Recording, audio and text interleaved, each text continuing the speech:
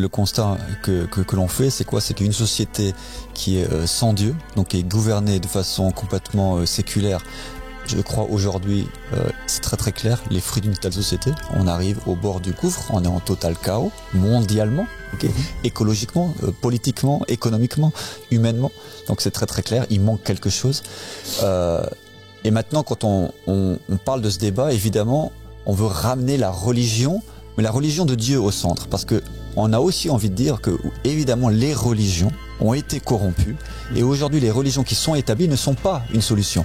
Et elles n'apportent pas de solution. Elles sont souvent la source des divisions. Elles sont aussi souvent en coopération avec ces gouvernements séculaires qui n'ont rien à voir avec la religion. Et en fait, ce qu'on a envie de vous dire et vous le présenter aujourd'hui, ce sera notre sujet de la semaine, le sujet du jour, c'est que la religion, elle est la solution.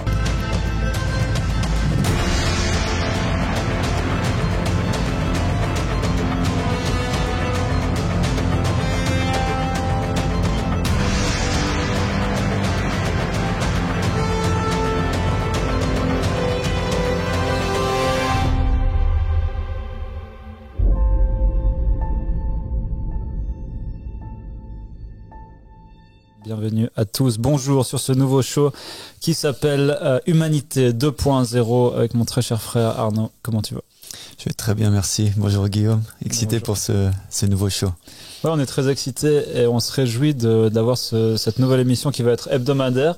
Donc ça veut dire qu'on va faire ça toutes les semaines à cette heure-ci et on va vous parler bien sûr de la religion d'Abba Sadiq alayhi salam, de notre religion, la seule religion de la vérité sur la terre. On va également vous parler de comment cette religion n'est pas vraiment une religion, mais qu'elle est beaucoup plus ouverte que ce qu'on peut appeler une religion aujourd'hui dans le terme commun.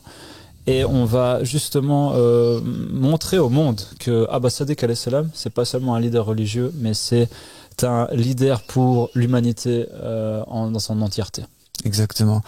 Et on aura un programme chargé à chaque fois. On va avoir plusieurs rubriques. On aura tout le temps une rubrique qui est reliée à la fin des temps, qui est reliée à l'actualité de ce monde fou dans lequel on vit aujourd'hui. On voit en fait les prophéties de la fin des temps se réaliser devant nous. On aura toujours une rubrique avec laquelle on va commencer toutes les fois. Ensuite, on aura à chaque fois un sujet de la semaine.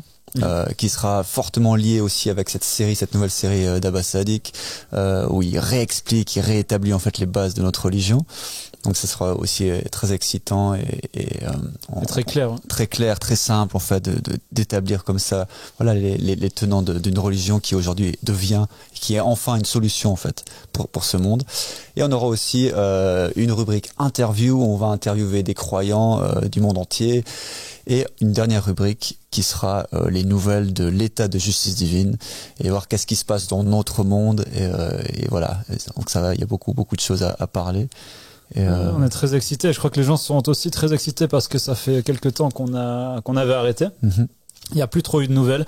Et donc là, on va vraiment essayer de recréer cette connexion et d'une autre manière aussi. Parce qu'Abba Sadiq qui revient en force avec comme tu l'as dit, avec ces nouvelles émissions, ces nouveaux épisodes où il repart à la base de la religion. Il vient avec toutes ces preuves les unes après les autres. Et il montre au monde en fait que si vous voulez croire en Dieu, alors il n'y a pas vraiment d'autre choix que de croire en son envoyé qui est aujourd'hui Abba Sadiq, parce que cette religion est plus claire que le soleil et c'est ça qu'on va vous montrer aujourd'hui. On va partir directement avec notre première rubrique, la rubrique fin des temps et nouvelles du monde.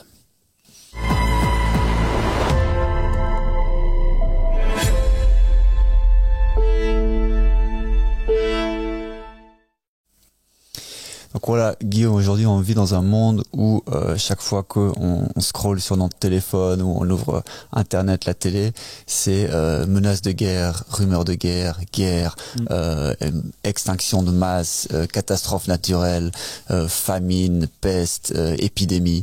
C'est un truc qui ne s'arrête plus. Ça fait des années que c'est comme ça, c'est un processus, on le dit souvent, progressif. En fait, c'est pas la fin des temps, c'est pas un jour, il y a tout qui s'arrête, c'est la Terre qui s'arrête de tourner.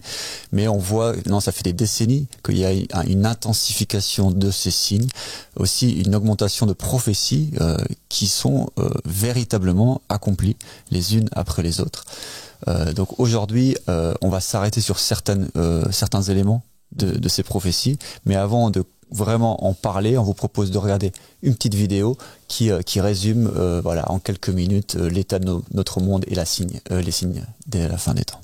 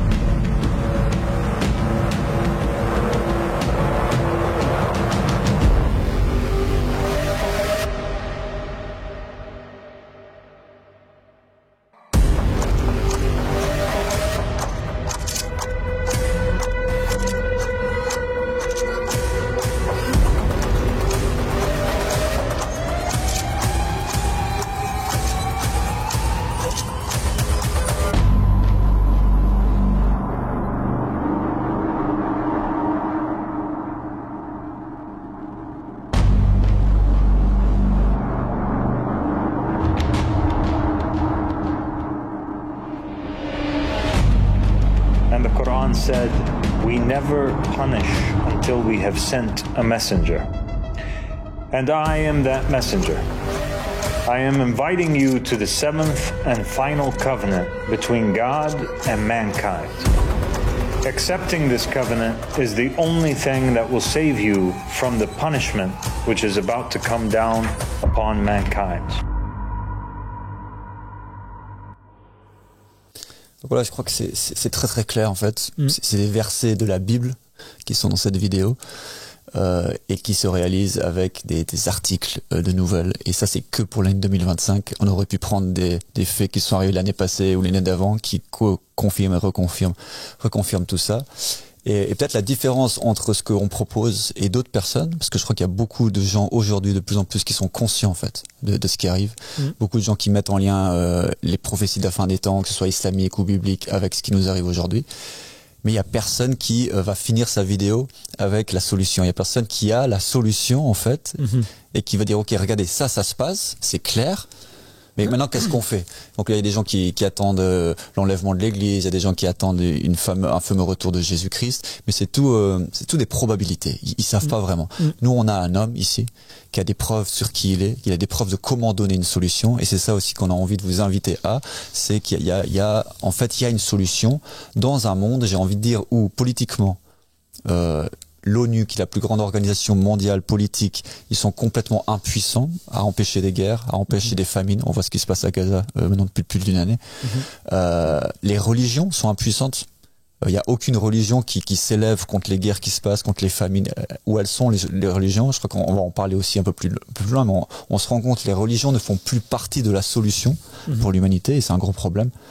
Et ça fait aussi fuir les gens de la religion et en fait faire cet amalgame entre religion et corruption et tout ce qui se passe en Iran ou en Afghanistan ou au Vatican, toutes ces choses qui n'ont rien à voir avec la religion. Et un dernier élément que j'ai envie aussi de nommer, c'est la science, qui aussi, voilà, on arrive à un état de l'humanité très élevé selon les opinions aujourd'hui, au niveau technologique, au niveau de la connaissance scientifique, mais qui sont complètement impuissants par rapport à toutes ces catastrophes naturelles. Ils savent pas comment les contrôler, ils savent pas comment les prédire, ils savent pas comment en fait donner une solution par rapport à ça. Et eux-mêmes, en fait, si on regarde la majorité des scientifiques, si on prend que ce thème de l'extinction de masse, je t'en parlais l'autre jour, c'est une unanimité en fait. Dans le monde scientifique, les gens disent on est arrivé à un point. Alors, je vais citer une citation ici, ils disent « La majorité des scientifiques s'accordent aujourd'hui à reconnaître que la Terre est engagée dans une 6e extinction de masse, un phénomène sans précédent dans l'histoire humaine, principalement causé par les activités humaines. Cette extinction de masse se caractérise par une perte accélérée et irréversible de la biodiversité. » Donc voilà, ça montre en fait qu'on est dans un monde en chaos, et qu'il n'y a pas de solution. C'est clair. Et franchement, d'entendre ce que tu nous dis et de voir ce petit film court-métrage qu'on vous a proposé, vraiment, moi, j'en ai les frissons. Et je pense que ça devrait donner les frissons à quiconque regarde ce genre de choses. Et comme tu l'as dit, c'était que en 2025. Et bien sûr que c'est que un tout petit échantillon de ce qui se passe en 2025. Et on voit que j'ai vraiment l'impression que ça se répète de plus en plus. En fait, c'est plus quelque chose qui se passe chaque 10 ans, chaque 20 ans, chaque 50 ans, chaque 200 ans.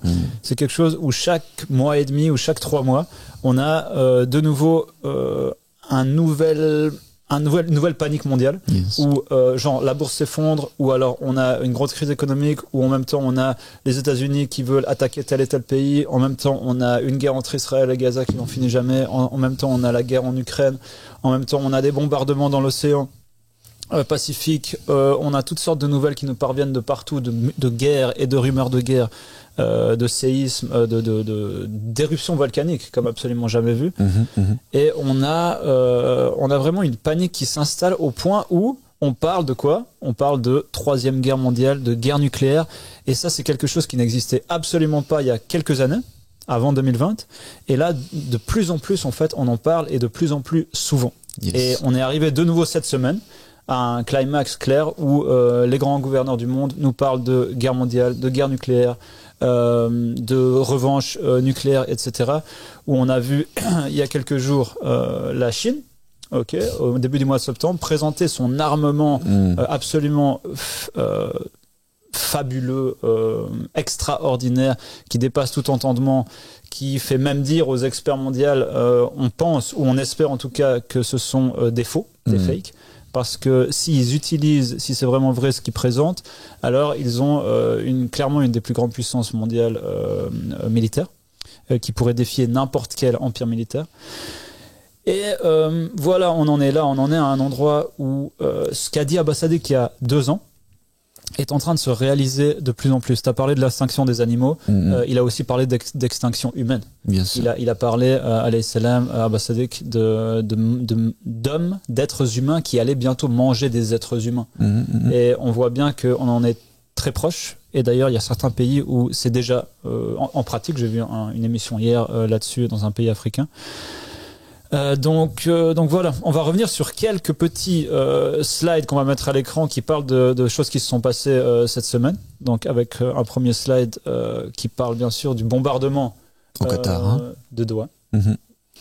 Ouais, c'est impressionnant. Quand j'ai vu aujourd'hui, en fait, j'ai vu que donc les chefs arabes du monde arabe se sont pseudo réunis. Ils ont fait cette grande conférence, je crois que c'était hier ou aujourd'hui, pour montrer leur force unie face à ce bombardement qu'ils appellent en dehors de toute limite, qui dépasse tous les agréments et voilà.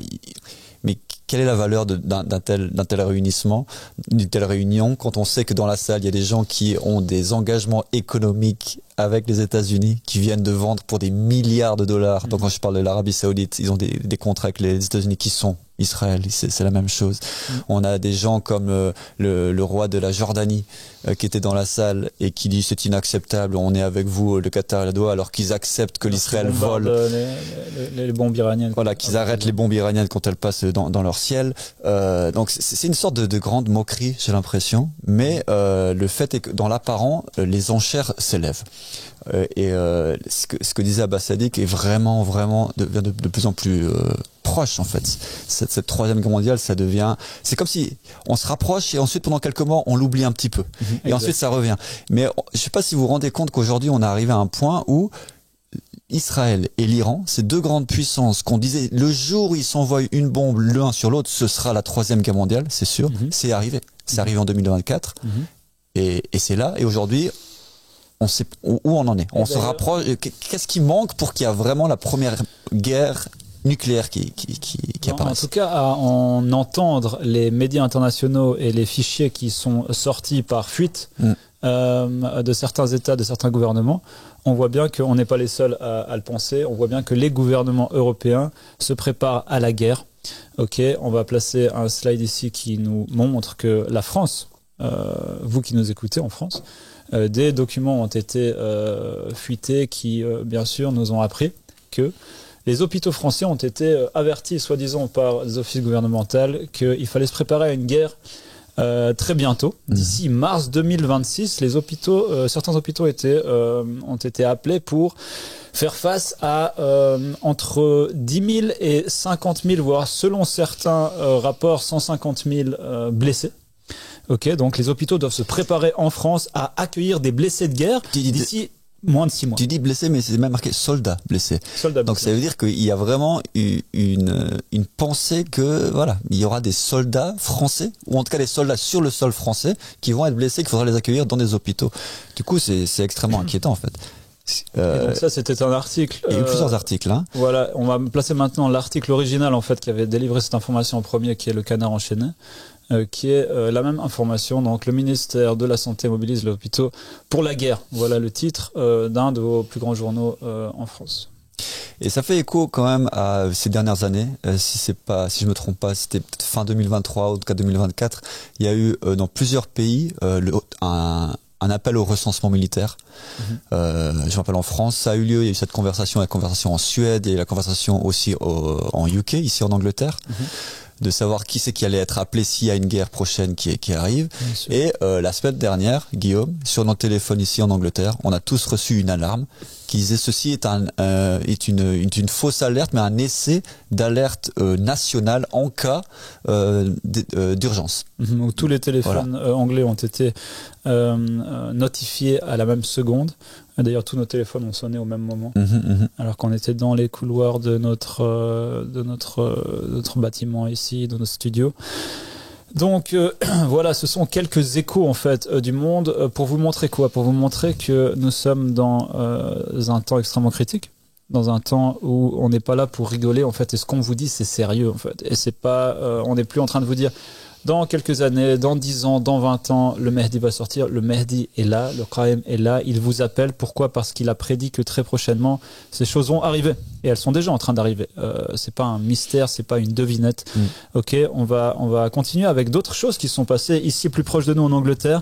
D'ailleurs, qui font d'ailleurs écho à d'autres choses qui se passent partout dans le monde. Ce sont la montée et les manifestations qui démontrent cette montée gravissime et vraiment effrayante en fait, inquiétante, du nationalisme partout dans le monde, racisme appelé fascisme par ses opposants, et nationalisme grandissant et appuyé, le plus inquiétant, par les plus grandes figures mondiales comme Elon Musk, qui a intervenu à cette manifestation en Angleterre à Londres pour dire bravo, continuez comme ça, alors qu'il y a eu beaucoup de violence ce jour-là dans les rues de Londres à l'encontre de la police.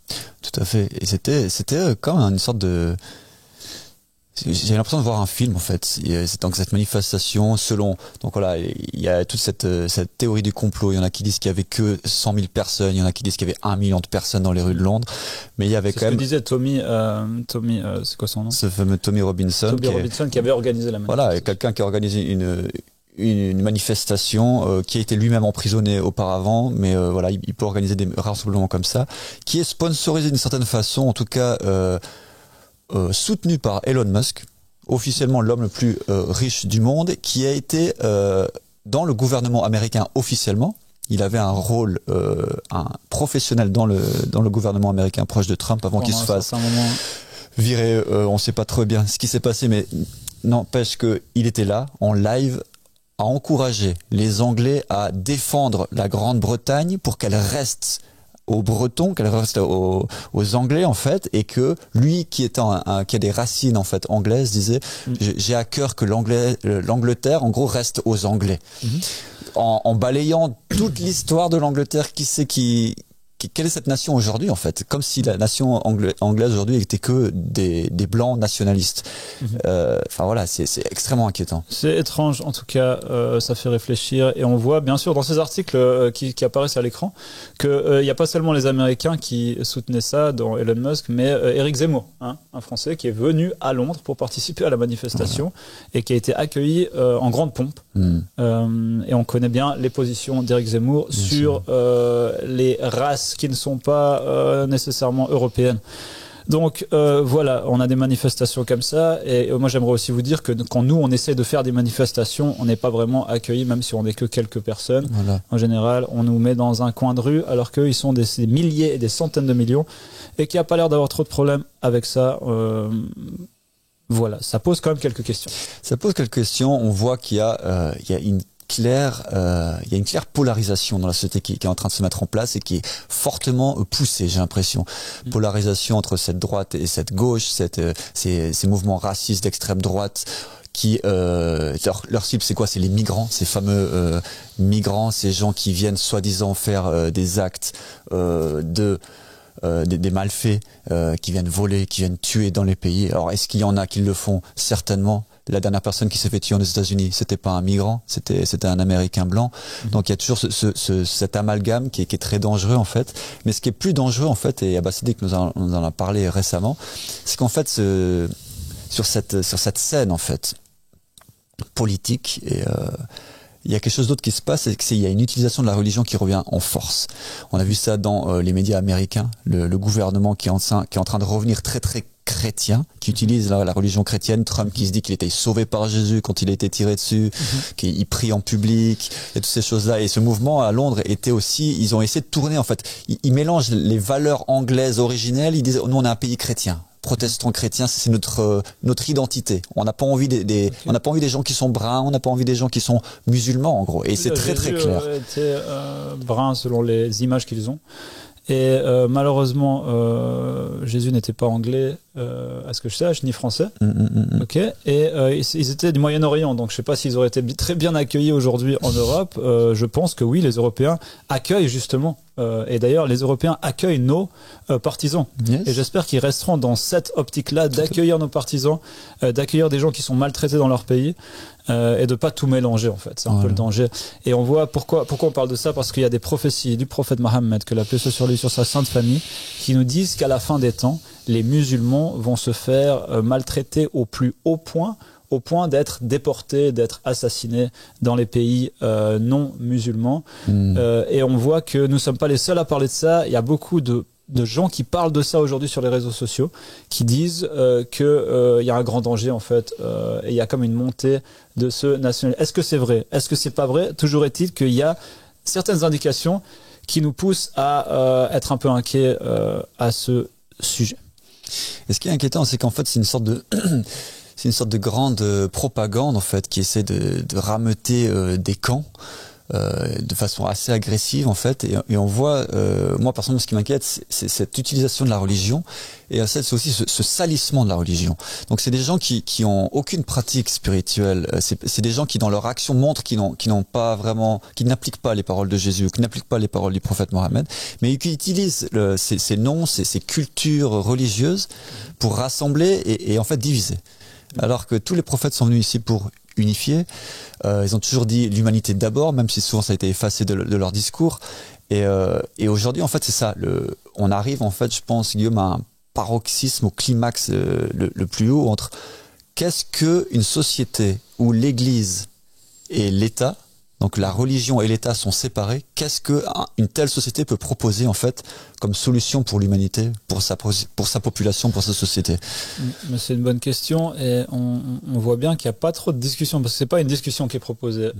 Et malheureusement, ce qu'Abba Siddiq alayhi salam et ce que nous proposons, c'est une discussion. Nous, on n'est pas en train de vous dire que tel ou tel parti politique ou tel parti religieux sont dans la vérité ou le mensonge.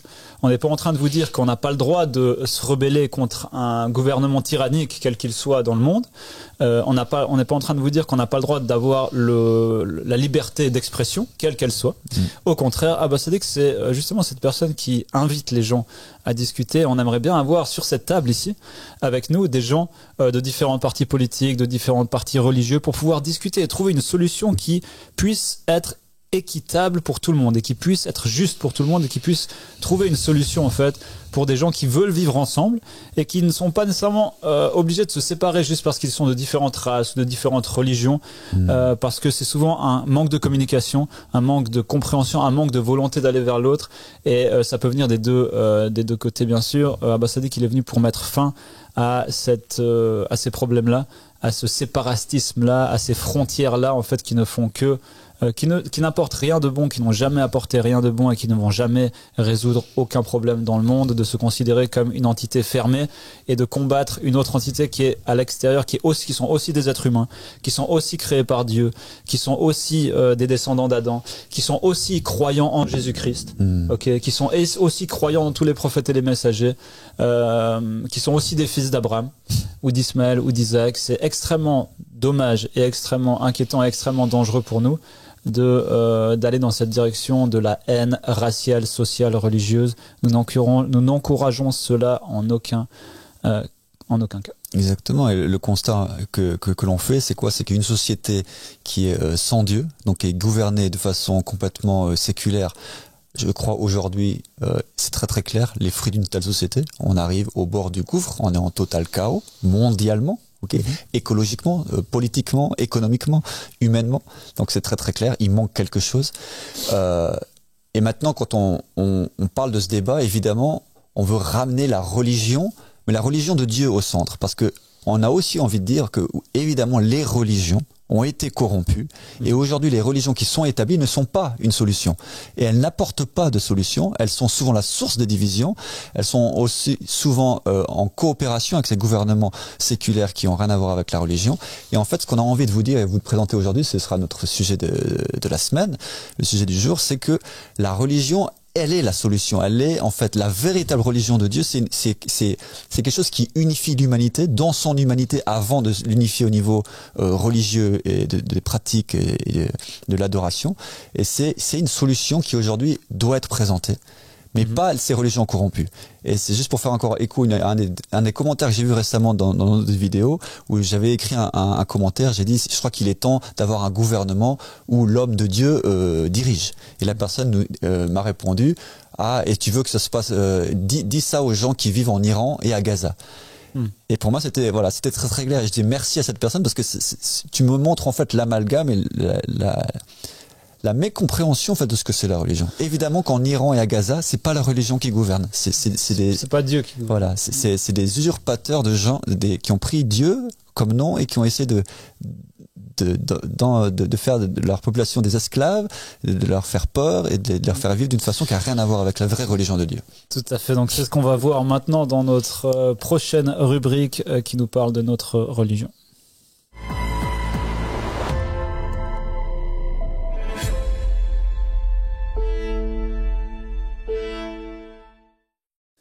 Donc aujourd'hui, Arnaud, on va revenir sur, bien sûr, la première lecture de Abbas Sadiq, le Karim de Mohammed, qui est sorti il y a quelques jours seulement.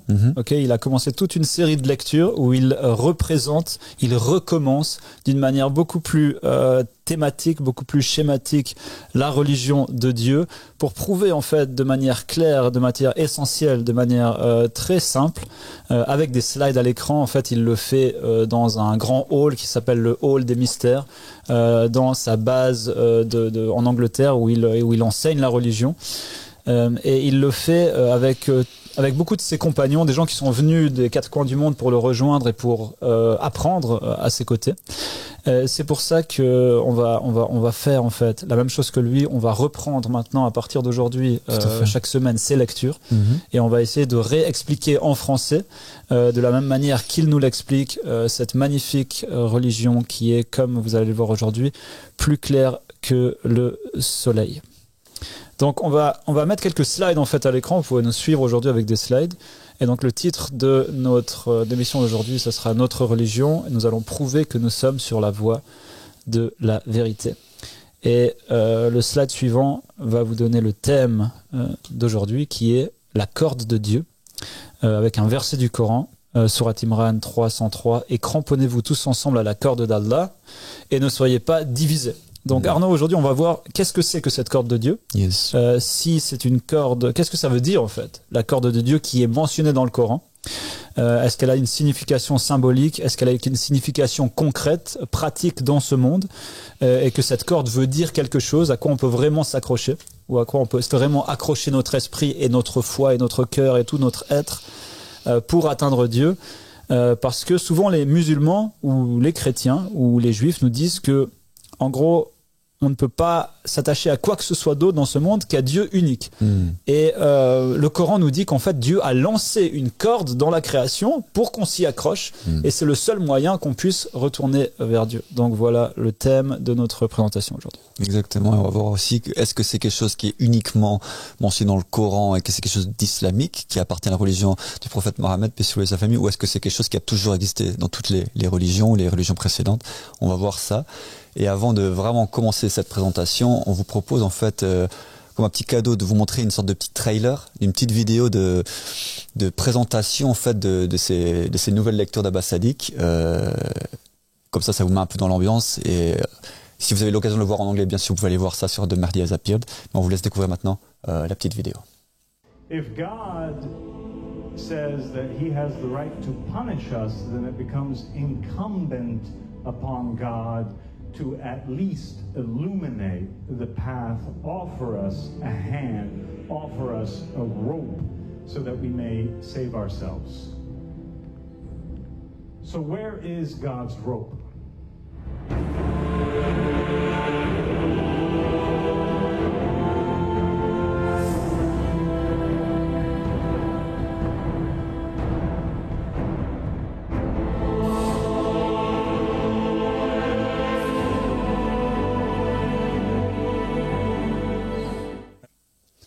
Ok, donc on va aller voir ce qu'Abbas Sadiq nous a dit dans cet épisode. Et il commence avec par une manière très, très ludique. Il nous enseigne en fait quelque chose en nous posant des questions et nous faisant réfléchir en fait en sortant de notre religion et nous faisant réfléchir à l'ensemble en fait de ce qui s'est passé dans l'histoire de la religion, etc. En nous posant cette fameuse question: combien y a-t-il de religions dans le monde?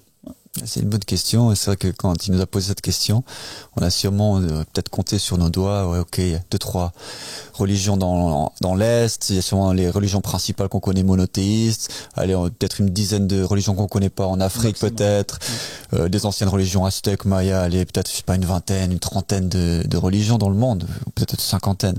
Ouais. Et c'était intéressant d'avoir sa réponse, en fait. Ouais, et en fait, même toi tu dis 30 religions, mais ce qui vient à l'esprit de la plupart des gens quand on leur dit combien il y a de religions, bon, il y a quoi? Le christianisme, l'islam, le judaïsme, l'hindouisme, le bouddhisme, qui est même pas une religion pour la plupart des gens. C'est vrai. Et c'est tout. Donc il y a 5 ou 6 religions. Ouais. C'est vrai. Et du coup, on peut mettre justement le slide. Et c'était intéressant parce que voilà, on découvre aussi, peut-être pour les gens qui connaissent pas Abbas Sadiq, qu'il a cet humour aussi. Non, il nous pose une question, en fait, il nous dit, en fait, personne ne sait, personne n'a cette réponse, mais selon les chiffres qui sont officiels, voilà, il nous dit que voilà, selon les chiffres officiels, il y a environ 4000 à 10 000 religions différentes dans le monde. Il précise aussi que c'est quelque chose qui varie. Il y a des religions qui disparaissent, il y a des nouvelles religions qui apparaissent. On a déjà parlé parce que par exemple nous on nous qualifie dans le monde religieux comme un nouveau mouvement religieux, du coup peut-être comme une nouvelle religion. Donc voilà, 4000 à 10 000 religions différentes dans le monde qui existent aujourd'hui. Mais ce qui est aussi assez intéressant, c'est que ça dit que 77% de la population mondiale suit l'une des 4 grandes religions suivantes, qui sont le christianisme, l'islam, l'hindouisme et le bouddhisme. Donc la grande majorité voilà. des gens.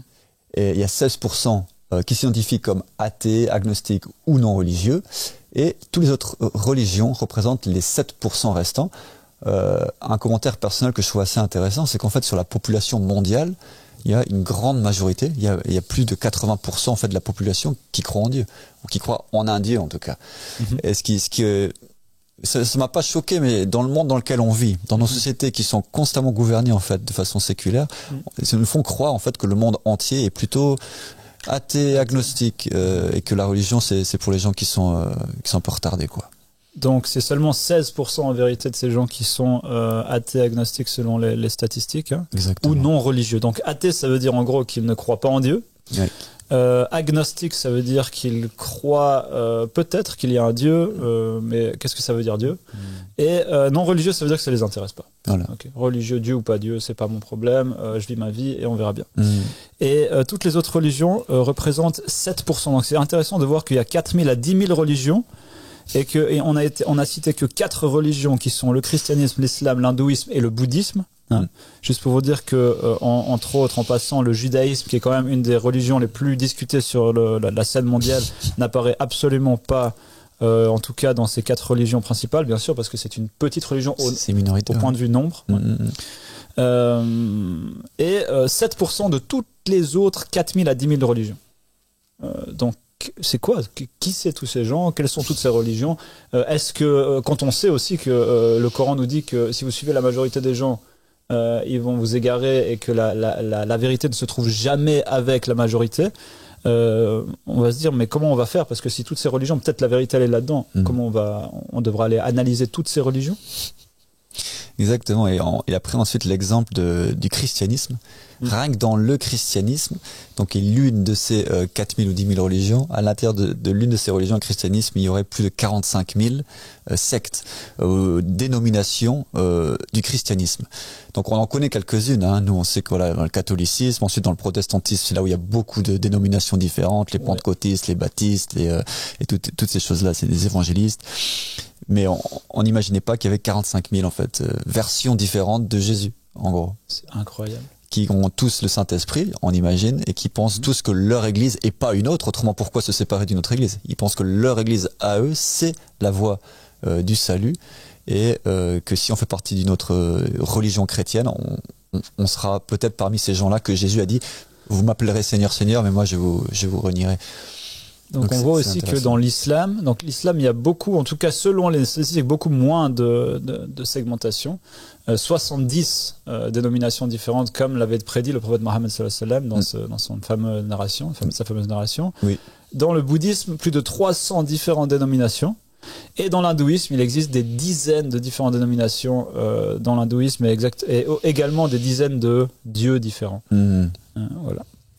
Mais je trouve intéressant de revenir, comme tu disais, sur ce christianisme, parce que le christianisme, vraiment, les chrétiens, un peu comme les musulmans, s'identifient comme une communauté, ils croient en Jésus, et en gros, ils vous disent quoi? La plupart des chrétiens, presque à part l'église catholique et quelques églises qui étaient catholiques à la base et qui sont devenues orthodoxes, etc., qui nous disent qu'en fait, le salut ne s'obtient que par la foi en Jésus et dans sa mort et sa résurrection, et dans la foi dans le Père, le Fils, le Saint-Esprit.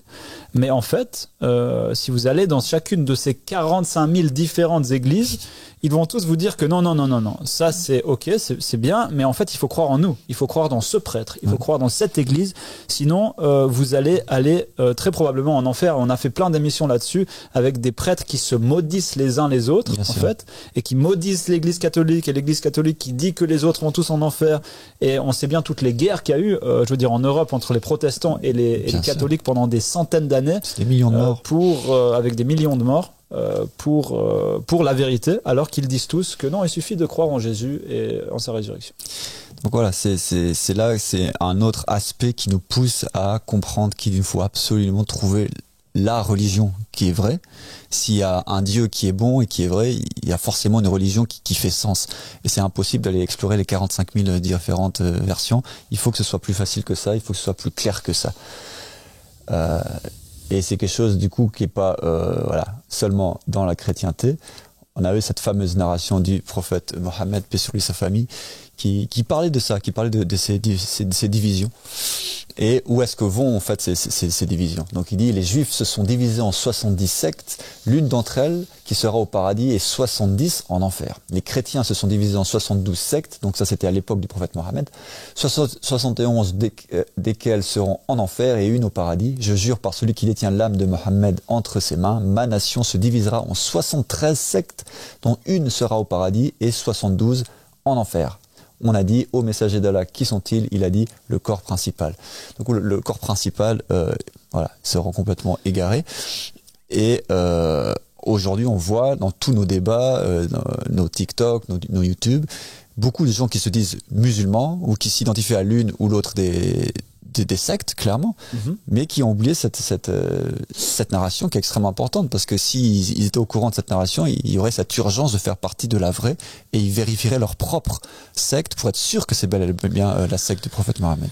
Donc ça fait un peu peur à quiconque veut bien réfléchir à ça, parce que quand on rentre dans une religion, ou alors qu'on est né dans une religion, on se dit bon, moi je suis chrétien, je vais aller au paradis, forcément il suffit de croire en ce qu'on a dit. Et quand on est musulman, notamment, on va se dire par exemple, il suffit de croire que Mohammed est le messager d'Allah et qu'il n'y a qu'un Dieu. Et en gros, si je dis la shahada, je vais au paradis. Et après, on pratique les 5 piliers, etc., le ramadan, les 5 prières. Mais toutes ces choses devraient nous amener au paradis. En tout cas, c'est ce qu'on nous dit, mais c'est pas ce que le prophète Mohammed a dit. Et clairement, en fait, cette narration devrait faire craindre les musulmans, les chrétiens et les juifs et toutes les autres religions, parce que ils vont se dire, mais comment on va trouver cette secte ou ce mouvement particulier à l'intérieur de toutes ces sectes différentes? Parce que ça a l'air très important de le trouver, parce que c'est le seul moyen d'arriver au paradis. Donc comment on va faire en fait pour étudier ou pour savoir? Est-ce qu'il faudra, Arnaud, étudier toutes ces différentes religions pour parvenir à trouver la vérité? Est-ce que c'est possible? Évidemment, c'est pas possible. C'est pas possible d'étudier toutes les religions. Il faudrait des milliers d'années, et donc c'est pas possible si ça va pas en cohérence avec l'essence de Dieu. Les gens qui croient en Dieu, ils croient que Dieu il est bon. Et pourquoi ils créeraient autant de sectes? Ils diraient ok, maintenant vous êtes confus, allez-y, trouvez-moi. Ça fait aucun sens. Il doit avoir un chemin, il doit avoir une voie qui est claire. Et du coup, c'est cette question, donc laquelle prendre? Laquelle de ces sectes en fait est la vérité? Maintenant, c'est là où on va essayer d'éclaircir tout ça. Donc c'est clair, c'est cette image. Je pense que c'est une image que beaucoup de gens peut-être ont eu différemment à l'intérieur d'eux à un certain moment dans leur vie. Mais c'est cette recherche de vérité, mais de pas savoir où aller. Personnellement, je me rappelle que j'avais lu ce verset de la Bible qui disait, Jésus qui disait suis-moi. Je me dis mais où? Parce que je sais bien que voilà, t'es plus là physiquement, mais c'est dans laquelle des églises, dans quel chemin en fait tu proposes, où est-ce que je peux te trouver en fait? Et il n'y avait pas de réponse.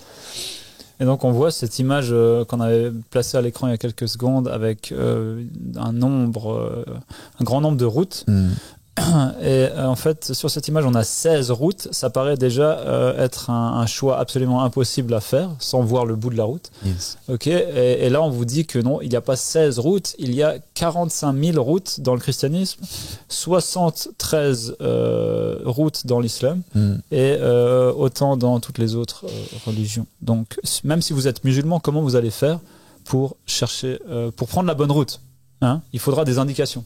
Il faudra une solution. Et c'est là-dessus qu'on va revenir, parce qu'on vous avait dit au début de l'émission que Dieu vous envoie une corde. Et on va essayer de voir si Dieu nous donne en fait le chemin. Voilà. Du coup, on va plonger dans certains récits de la tradition du prophète Mohammed, paix sur lui et sa famille, où il parle de ça très clairement. Ok, donc là on a un hadith de Al-Mufaddal, qui était l'un des compagnons du 6e imam al-Sadiq, et il dit il narre ce récit qui dit: j'ai commencé à pleurer en entendant cela. Alors l'imam a dit: ô Abi Abdullah, pourquoi pleures-tu? J'ai répondu: maître, pourquoi ne devrais-je pas pleurer quand vous dites que 12 étendards se lèveront et qu'ils seront tous semblables? Alors comment saurons-nous lequel est l'étendard de la vérité? L'imam a dit: regarde le soleil qui brille. J'ai dit: Maoula, ce même soleil? Oui, répondit-il.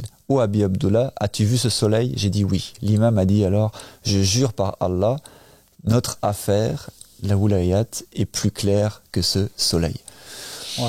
Donc voilà, et là c'est aussi un hadith, pour préciser, les gens qui connaissent peut-être pas, c'est qui parle véritablement aussi de comment trouver le Mahdi, cette affaire, non? C'est comment trouver les 12 étendards. Donc il parle de ce moment où le Mahdi va se lever, et il y a une narration qui dit il y aura 12 étendards, 12 drapeaux, 12 appels en fait, qui vont tous dire c'est nous le Mahdi. Donc comment faire? Et du coup l'imam dit mais non, c'est très très simple, c'est plus clair que le soleil. Donc on doit trouver quelque chose qui est plus clair que le soleil, ça doit forcément être clair. Il n'y aura pas trop à se casser la tête. Donc, trouver le chemin devrait être très facile, devrait être une chose facile. non pas selon la télévision, les médias ou ce qu'on nous propose quand on sort quand on va lire des livres tout seul, ou avec des gens qui nous disent des choses, mais devrait être très facile quand on suit le Coran et quand on suit les enseignements d'un prophète, qu'il soit, vous allez le voir, Mohammed bien sûr, mais aussi Jésus, Moïse, etc., qui nous ont tous donné la même indication. Et on va revenir à ce slide qu'on avait mis tout au début, qui vous montre cette fameuse corde, Yes. qui descend des cieux sur la terre, à laquelle on se noierait dans un océan de confusion et de possibilités si on n'avait pas accès à cette corde. Et cette corde de Dieu, il est dit que si Dieu existe, Abou Sadiq nous dit que si Dieu existe et qu'il est bon, alors il ne laisserait jamais sa création se noyer dans les mers de la confusion, ni en nous donnant une vie assez longue pour explorer tous les chemins possibles vers le salut, ni en nous jetant une corde pour nous sauver. Donc en gros, Abou Sadiq alayhi salam, il pose cette condition. Il dit, si Dieu est bon, si Dieu est ce Dieu auquel on a confiance, qui nous a guidés, qui a guidé des peuples, qui a guidé des prophètes et des messagers durant toute l'histoire depuis Adam, il y a deux possibilités. Soit il va nous donner une vie assez longue pour analyser, comprendre et décortiquer toutes les religions possibles, soit il va nous jeter une corde qui est une corde où on pourra voir clairement que dessus c'est marqué Dieu, ou l'allégeance est à Dieu, ou quelque chose qui semble clair pour nous sortir de cette mer. Donc la question, elle est claire. Donc c'est où est la corde de Dieu? Aussi, on va répondre à cette question, où elle est la corde de Dieu aujourd'hui et où elle était la corde de Dieu au travers de l'histoire. Vous verrez qu'en fait c'est une et même réponse. C'est toujours la même réponse et c'est ça qui est fascinant et c'est pour ça que l'imam Al-Sadiq se permet de dire que c'est plus clair que le soleil en fait. Et ce qui est fascinant, c'est qu'on va trouver ça dans les narrations du prophète Mohammed sallallahu alayhi wa sallam, parce que souvent on va nous dire non, mais le Coran en fait il nous donne cette phrase, il nous parle de la corde de Dieu, mais où est la réponse? Quelle est cette corde? Et on va aller chercher dans les narrations du prophète Mohammed sallallahu alayhi wa sallam et on va trouver quelque chose qui est clair comme le soleil et qui nous donne la réponse. Donc là c'est Ali bin al-Hussein, donc l'imam As-Sajid alayhi salam a dit: un jour le prophète, que la paix soit sur lui et sa famille, était assis avec ses compagnons dans la mosquée. Il a dit: un homme viendra à vous par cette porte, il sera l'une des personnes du paradis. Puis un grand homme entra, il avança, salua le prophète, paix sur lui et sa famille, et s'asseya. Il dit: ô messager d'Allah, j'ai entendu Allah dire dans son livre, et attachez-vous fermement à la corde d'Allah, tous ensemble, et ne vous divisez pas. Alors, qu'est-ce que c'est cette corde que Dieu nous a ordonné de garder et de ne pas lâcher? J'aime beaucoup aussi le fait que cette corde nous permet de ne pas nous diviser. Et alors toutes ces sectes qui existent montrent qu'en fait les gens ne tiennent pas à cette corde. Donc le prophète, paix sur lui et sa famille, réfléchit longuement, puis leva la tête et pointa de la main Ali bin Abu Talib, alayhi salam, en disant: ceci est la corde d'Allah. Donc il pointe avec son doigt un homme, son gendre, son successeur, l'imam Ali. Ceci est la corde d'Allah. Celui qui s'y attache sera sauvé dans sa vie et dans l'au-delà. L'homme a sauté et a embrassé l'imam Ali alayhi salam. Il a dit: je me suis accroché à la corde d'Allah et à la corde de son messager. Puis il repartit. Un homme parmi le peuple se leva et dit: ô messager d'Allah, dois-je le suivre et lui demander de prier Allah pour qu'il me pardonne? Le prophète, paix sur lui et sa famille, dit: alors va le trouver. Et il le suivit et il lui demanda de prier Allah pour lui. L'homme lui dit: as-tu compris ce que le prophète, paix sur lui et sa famille, m'a dit et ce que je lui ai dit? Il a dit: oui, je l'ai compris. Et l'homme de répondre: si tu te tiens à cette corde, alors Allah te pardonnera. Autrement, il ne te pardonnera pas. Donc voilà, extrêmement intéressant en fait. C'est comme si ce disciple aussi n'avait pas vraiment compris ce qui s'était passé, parce qu'il court après un homme du paradis pour qu'il lui pardonne, quand le prophète venait de lui dire: mais c'est lui la corde d'Allah, c'est l'autre, c'est Ali, il est juste à côté de toi, il suffit de t'accrocher à lui et tu seras sauvé dans ce monde et dans l'au-delà. On voit bien que c'est un prototype du musulman ou du croyant en général qui court après quelque chose alors qu'il a Dieu à côté de lui. et les indications de Dieu qui sont là dans les livres, dans les narrations, dans les paroles, dans les enseignements du prophète. Mais on préfère courir après des actions ou courir après un paradis imaginaire plus ou moins, alors que le prophète nous a dit comment parvenir à ce paradis. Il n'y a pas besoin de lui courir après, il y a simplement à s'accrocher à cette corde. Donc quelle est cette corde? C'est quoi la corde? La corde, c'est le successeur en fait, c'est cette longue succession de prophètes, de messagers. On parle aussi bien sûr du Testament, on va en parler dans d'autres épisodes, mais c'est ce fait que l'homme de Dieu va désigner la personne, quand lui va partir, il va désigner la personne après qui, auprès de qui il faut se réfugier, à qui il faut faire confiance, de qui il faut prendre sa religion et à qui il faut s'accrocher en fait. Donc ce qui est dit là, donc selon Mohammed, paix sur lui et sa famille, Dieu nous lance une corde et cherche à sauver sa création en chaque jour et en chaque époque. Donc en chaque jour et en chaque époque, je crois que c'est aussi sur le slide prochain, il y a une corde d'Allah, il y a une corde de Dieu. Il y a un vice-gérant de Dieu sur terre. Donc, pour bien comprendre, on n'est pas en train de dire, et le prophète Mohammed, que la paix soit sur sa famille, dans cette narration, n'était pas en train de dire que l'imam Ali, l'homme, la personne, à lui seul dans toute la création, c'est lui la corde de Dieu, et que quand il meurt, il n'y a plus de corde de Dieu. Non, au contraire, justement, il vous dit, en gros, je suis le messager d'Allah, mais Dieu vous a donné une corde. Okay. Et en gros, il pointe vers son départ. Et il vous dit, regardez, moi quand je vais partir, je vous dis déjà quelle est la corde de Dieu. Okay. Car certes, vous vous êtes accrochés à moi. Les musulmans étaient accrochés à une chose, à Mohammed. Okay. Et tout ce que Mohammed disait, il l'appliquait. Tout ce que Mohammed interdisait, comme le dit le Coran, il le rejetait. Ils suivaient Mohammed pour aller au Hajj. Ils tournaient derrière Mohammed pendant le Hajj. Ils embrassaient la pierre noire, même s'ils ne comprenaient pas pourquoi, comme Omar ibn al-Khattab. Parce qu'ils suivaient Mohammed. Et Mohammed leur disait de prier 5 fois par jour, ils le faisaient. Mohammed leur disait ne buvez pas d'alcool, ne mangez pas de porc, ils le faisaient. Il leur disait tournez-vous vers la Kaaba, ils le faisaient. Donc tout ce que Mohammed leur a apporté, les musulmans, ça veut dire ceux qui sont soumis à Dieu à travers son messager, l'ont appliqué. Mais la question en gros c'était mais comment on va faire quand tu seras plus là? Et Dieu vous dit, ou le prophète Mohammed vous dit, Dieu a laissé une corde. Et cette corde, elle est là, elle est à côté de moi et je vous la donne déjà maintenant. Et donc bien sûr qu'on voit que le prophète Mohammed en fait réitère une loi universelle qui était là avant lui, parce que la corde d'Allah n'est pas apparue simplement quand le prophète Mohammed est venu, elle était là depuis Adam. Elle n'est jamais partie jusqu'au prophète Mohammed, et je pense qu'il n'y a qu'un mécréant pour dire que après le prophète Mohammed ou après l'imam Ali, Dieu a enlevé cette corde et qu'il n'y a plus de moyen de trouver Dieu. Exactement, ce qui nous amène au prochain slide en fait, et qui montre l'importance en fait d'avoir cette corde de Dieu tout le temps, tous les jours, depuis le début jusqu'à la fin. Et donc c'est un hadith qui dit, Hassan ibn Ziyad a dit, j'ai entendu Abba Abdullah alayhi salam dire, la terre ne peut jamais être dépourvue d'une preuve divine, ou hujja en arabe, ou donc de ce vice-gérant en fait, c'est cet homme messager de Dieu, parce que ni le système de la terre ne peut fonctionner, ni les gens ne peuvent être réformés sans cela.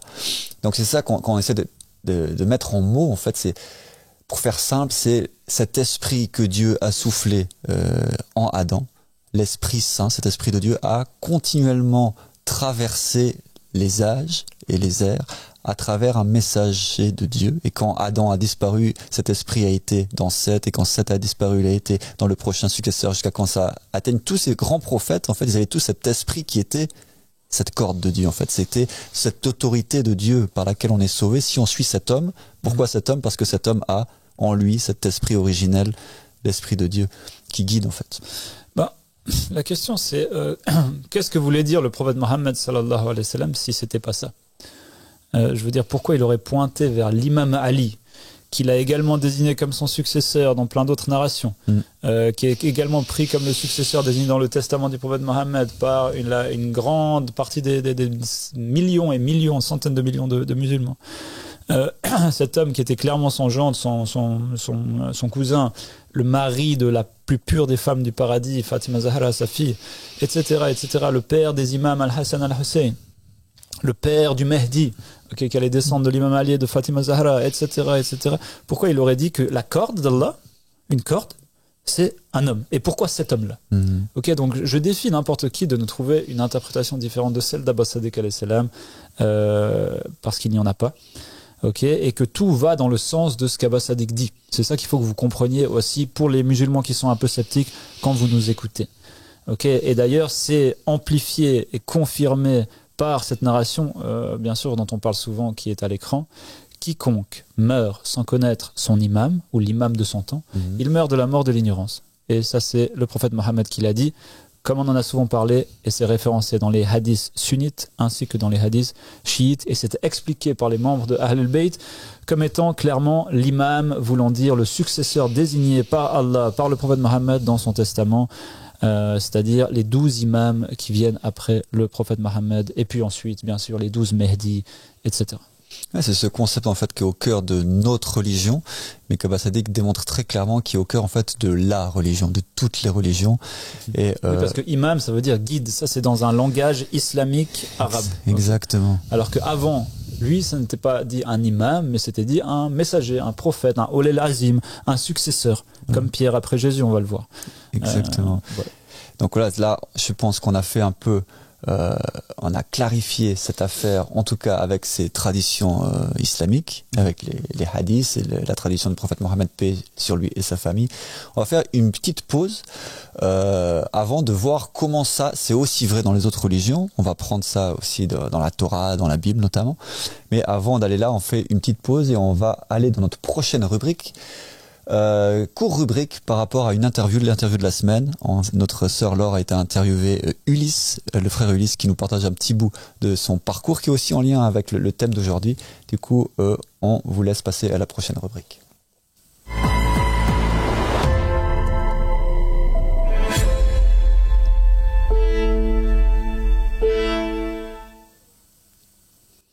Donc voilà, Laure nous a proposé cette semaine d'aller interviewer notre frère Ulysse. Ulysse, c'est quelqu'un, on avait aussi vu l'une de ses vidéos il y a longtemps, si vous nous suivez, quand on avait ce show chrétien, il avait aussi apparu sur cette chaîne, il avait partagé son avis sur le manifeste du Mahdi. Et il était venu aussi en live sur la chaîne. Et ensuite il est venu sur la chaîne, il a fait Hijra, maintenant il vit avec nous. Et donc voilà, c'était intéressant de faire une sorte de petit rétrospective, c'est très très court, c'est 2-3 minutes. Mais voilà, il nous partage en fait son vécu, pourquoi il est là et qu'est-ce qu'il a fait venir en fait, qu'est-ce qu'il a touché en fait dans cet appel aujourd'hui. Et ce qui est intéressant, c'est qu'Ulysse nous parle justement de cette universalité, c'est ça qu'il a touché, qui lui venait pas d'un background qui était musulman, mais il est devenu musulman. Mais ce qu'il a touché dans cet appel et dans Abbas Sadiq, vous verrez, c'est pas forcément ce qui appartient à l'islam. On vous laisse découvrir la vidéo. Dis-moi Ulysse, comment toi tu te sens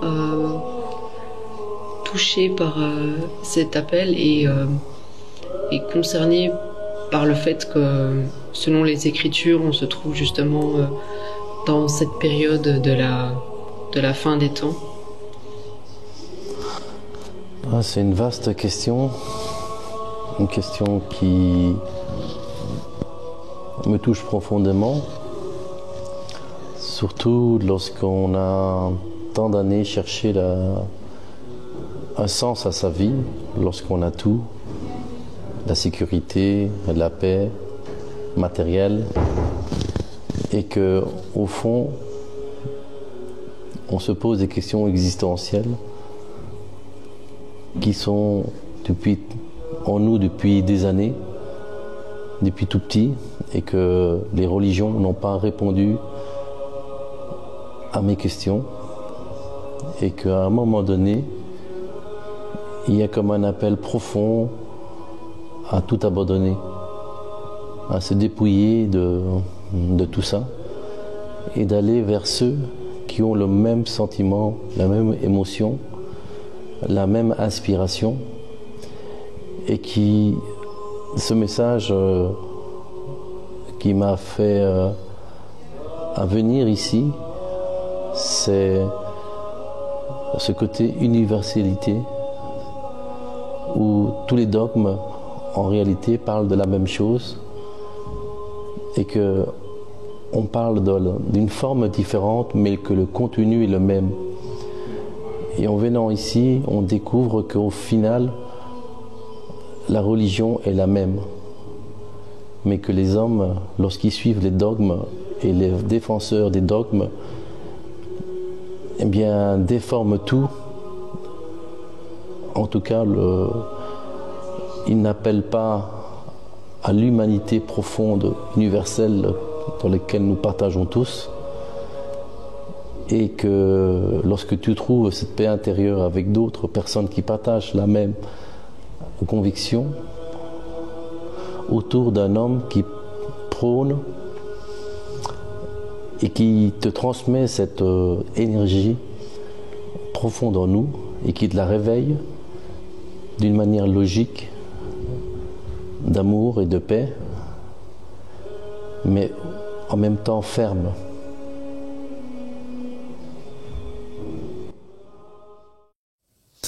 Donc un passage très touchant de cet homme, ce frère béni qui nous vient de Belgique, originellement d'ailleurs d'un pays sud-américain, du Chili, qui a un long vécu.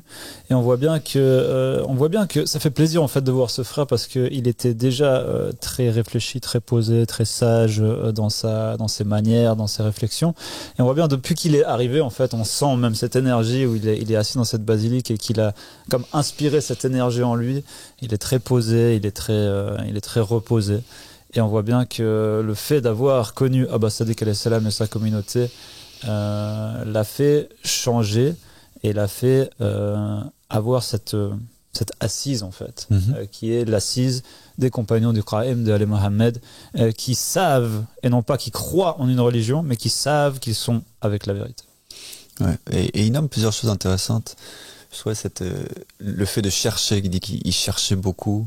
Il a un long parcours de recherche, qu'il il a vu qu'il y avait plein, on l'a nommé, donc il y a plein de religions, et qu'il a sûrement exploré plusieurs religions. Il a aussi remarqué la corruption dans les religions, et justement moi ce qui me touche, c'est de voir qu'il a reconnu la religion et qu'il a fait ce saut en fait où il dit être prêt à tout lâcher pour cela en fait. Et c'est ce qui se passe dans le cœur et dans l'esprit d'une personne qui a trouvé cette secte qui est sauvée, cette religion qui est la religion de Dieu. C'est ce que fait et c'est ce que conseillent tous les prophètes. Si on reprend la Bible, c'est laissez tout et rejoignez en fait cet homme qui représente Dieu, qui représente la religion et vivez cette religion parce que vous savez que c'est votre salut en fait.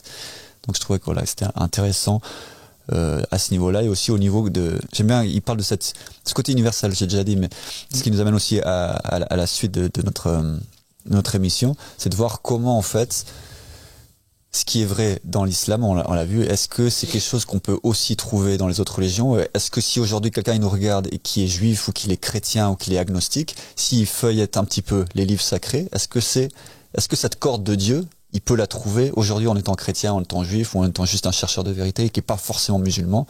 Et est-ce qu'il va reconnaître qu'en fait, bel et bien, cette corde de Dieu a toujours été là, elle est toujours disponible? Je pense que c'est ce qu'on va voir maintenant. Avec dans la prochaine rubrique. Exactement.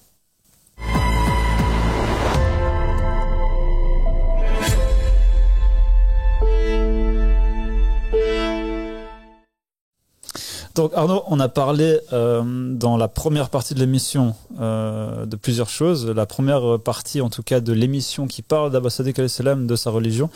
On est en train de parler de cette religion véridique, de cette corde de Dieu, de comment Dieu nous envoie une corde, ne nous laisse pas seuls, ne nous laisse pas perdus au milieu d'une mer de confusion avec toutes ces milliers, ces dizaines de milliers de différentes religions, de différentes congrégations à l'intérieur des différentes religions. Nous l'avons vu. Si vous n'avez pas vu la première partie de l'émission, on vous recommande de revenir en arrière et de regarder tous ces slides en fait très précis qui parlent d'analyse scientifique, analytique, statistique, qui vous décrivent l'état du monde de la religion aujourd'hui. Donc on a parlé de l'islam surtout, on a montré des hadiths du prophète Mohammed sallallahu alayhi wa sallam qui clairement indiquent la voie à suivre, et qui était que cette corde, c'est quoi? C'est le successeur de Dieu en chaque époque, qui était dans la narration l'imam Ali après le prophète Mohammed. Et maintenant, donc, vu qu'on a prouvé ça d'une manière extrêmement claire dans l'islam, on va aller voir si le prophète Mohammed a raison, ou est-ce que c'est lui qui a inventé ce truc, si ça sort de nulle part, ou si c'était déjà le cas avant. Si on retrouve en fait, en gros, cette même corde, ce même concept dans les différentes religions. Et bien sûr, on va commencer par le christianisme. Du christianisme, c'est aussi quelque chose qui nous touche beaucoup. Les deux, on était chrétiens, on a grandi chrétiens, catholiques. Du coup, on est très au courant de la mentalité, de la façon de penser d'un chrétien, on va dire. Bien sûr. Et c'est vrai qu'on peut imaginer, et c'est ce que Abba Sadik aussi dit dans sa conférence, on peut très bien imaginer maintenant un chrétien qui nous regarde et qui va dire, écoutez, c'est sympa ce que vous dites, mais nous on sait ce que Jésus a dit. Jésus, il a dit, je suis le chemin et la vérité et la vie. Personne ne vient au Père si ce n'est par moi. Donc on a aussi ce slide qui peut apparaître à l'écran. C'est l'argument que les chrétiens utilisent tout le temps quand on leur parle de quoi que ce soit d'autre que de Jésus. En fait, ils disent mais nous on a déjà trouvé. C'est pas nécessaire en fait. C'est très clair. Jésus il dit je suis le chemin. Donc il y a pas d'autre chemin. Je suis la vérité. Pourquoi chercher autre chose? Et je suis la vie. Donc il y a pas de vie en dehors de lui. Il y a pas de salut en dehors de lui. Voilà, pourquoi vous nous embêtez avec l'islam ou avec une succession pourquoi? Exactement. Mais la réponse est aussi en fait dans leur propre livre et dans la bouche, dans les mots du prophète et Messie Jésus. Et donc, Jésus nous dit quoi? Nous dit dans un autre passage où il dit exactement la même chose, mais il complète et il dit « Pendant que je suis dans le monde, je suis la lumière du monde. » Donc, je répète, et on souligne en fait, parce qu'on aimerait qu'on puisse souligner ce passage, cette première partie de phrase des dizaines de fois. Pendant que je suis dans le monde, je suis la lumière du monde. Donc, qu'est-ce que ça veut dire en fait? Pourquoi cette condition? Pourquoi cette temporalité? Alors, on peut pas remettre, si on est chrétien, on peut pas remettre en cause la Bible ou un mot et juste gicler le mot pour aller dans le sens où on veut. Et Jésus a dit, pendant que je suis dans le monde, du coup, on accepte ça et on réfléchit à partir de là et on se dit, ok, donc, s'il est plus dans le monde, ce qu'il dit pendant, donc après qu'il aurait quitté le monde, elle est où la lumière? Elle est où la lumière du monde? Si Jésus a quitté le monde, Jésus a très clairement, je retourne vers le Père, ok, il faut que, on va pas rentrer dans les débats maintenant, mais il faut que je m'en aille pour que je puisse envoyer un autre, toute cette rhétorique qui parle très clairement qu'il a quitté le monde. Et on rentre pas dans un débat là, oui mais Jésus est toujours vivant, il est toujours là avec nous, oui, on est conscient de cette thématique de l'esprit de Jésus.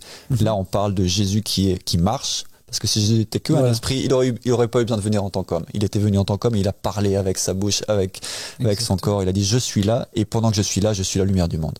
Voilà, donc en fait ça nous fait comprendre quelque chose. Il parle d'une temporalité et il parle d'un lieu. Il nous dit que pendant qu'il est là, et pas pendant qu'il est pas là. Donc pourquoi il dit ça? Parce qu'il y a un sens. Il nous dit pendant que je suis là avec vous, en gros, je suis dans ce monde là, vous pouvez me voir, vous pouvez m'entendre, vous pouvez me suivre. Je suis la lumière du monde. Ça veut dire quoi la lumière du monde? C'est lui la lumière en fait. Donc lui il est quoi? Il est cette lumière qui est descendue de Dieu et qui est venue dans ce monde. Comment il s'est manifesté à travers un homme? Et à travers cet homme il peut quoi? Il peut parler, il peut partager, il peut embrasser des gens, il peut défendre certaines idées, il peut répondre à des gens quand on lui pose des questions ou quand on l'attaque, il peut donner des ordres. Ok, il peut être ce guide en fait. Il peut être ce guide pour les gens qui est extrêmement primordial dans notre vision des choses, qui est que si cette lumière n'était pas dans ce monde, alors elle ne pourrait pas faire ces choses-là. Elle pourrait simplement inspirer, on ne sait pas trop comment, différentes personnes. En fait, ça serait jamais clair. Et là, non, en fait, Dieu, il a rendu la matière claire. Il a dit, lui, c'est le Messie. Suivez-le. Cet homme qui marche, qui s'est fait, selon eux, crucifié, ok, qui a marché sur la terre pendant 3 ans, qui a combattu idéologiquement les pharisiens et les sadducéens et ces gens-là, qui a fait naître en fait cette nouvelle religion. Si c'était simplement un esprit, le christianisme ne serait jamais né. Il est né parce que, comme le disent les chrétiens, Jésus a vécu, Jésus a souffert, Jésus a fait des miracles, Jésus a fait ceci, Jésus a fait cela. Donc, quand il va partir, qu'est-ce qui va se passer? Il y aura plus cette possibilité. Okay, donc elle est où cette lumière et comment cette lumière va être distribuée de la même manière après lui? Juste un dernier élément pour encore renforcer cet argument. Il y a un passage de la Bible où donc les gens ont vécu avec Jésus et ils sont censés être appris de son enseignement. Et justement, il y a ce fameux événement où l'une des disciples verse le parfum sur les pieds de Jésus. Et l'un des disciples de Jésus, donc qui a vécu 3 ans avec lui, dit mais on aurait pu offrir ce parfum en le vendant, on aurait pu offrir aux pauvres. Exact. Ce qui est un esprit très chrétien. Ouais. Non, prendre soin des pauvres. Ouais. Et Jésus dit les pauvres, vous les aurez toujours. Moi, vous ne m'aurez pas toujours. Wow. Donc ça veut dire qu'il va partir. Donc c'est très très clair en fait. Il est parti et il a donné aussi lui, il a donné une corde en fait. Elle est où cette corde? Une corde qu'il a appelée Pierre. Pierre, sur qui il a construit son église. Et ça on trouve aussi dans la Bible. Donc Jésus nous dit, et tous les chrétiens connaissent ce passage par cœur, et je te dis que tu es Pierre ou Céphas, et sur cette pierre je bâtirai mon église. Et donc il appelle cet homme, son successeur et ce disciple, un des 12 disciples qui s'appelait Simon, il lui donne ce nom Pierre. Pourquoi? À cause d'une raison qui est claire, qui est que sur cette pierre, il va bâtir son église, sa congrégation, sa religion. Et les portes de l'enfer, écoutez-moi bien, ou écoutez plutôt Jésus bien, et les portes de l'enfer ne la surmonteront pas. Je te donnerai les clés du royaume des cieux. Tout ce que tu lieras sur la terre sera lié dans les cieux, et tout ce que tu délieras sur la terre sera délié dans les cieux. Donc Arnaud, qu'est-ce que ça veut dire cette phrase? Parce que moi j'ai été chrétien pendant, j'ai découvert l'islam et j'ai prononcé ma shahada, je me rappelle, à l'âge de 28 ans. Donc pendant 28 ans, et surtout pendant la période entre 20 ans et 28 ans, je me suis posé souvent cette question, mais qu'est-ce qu'il a voulu dire par ça? Qu'est-ce que ça veut dire en fait? Je te donnerai les clés pour délier des choses sur la terre. Je pense pas qu'il y a beaucoup de chrétiens qui ont vraiment réfléchi à ça et qui ont trouvé la réponse. Non. Il y a souvent cet élément de l'église, et l'église est ici compris de façon très différente. Une fois c'est le corps des croyants, une fois c'est l'église catholique, l'institution catholique. D'ailleurs c'est plutôt un verset qui est utilisé dans l'église catholique que chez les protestants. Néanmoins, on comprend en fait cette phrase à l'aide en fait de la religion du prophète Mohammed, qui en fait explique très clairement, en tout cas plus amplement, le rôle du messager de Dieu, que le messager de Dieu a dans ses mains en fait le halal et le haram, ce qui est interdit et ce qui est permis.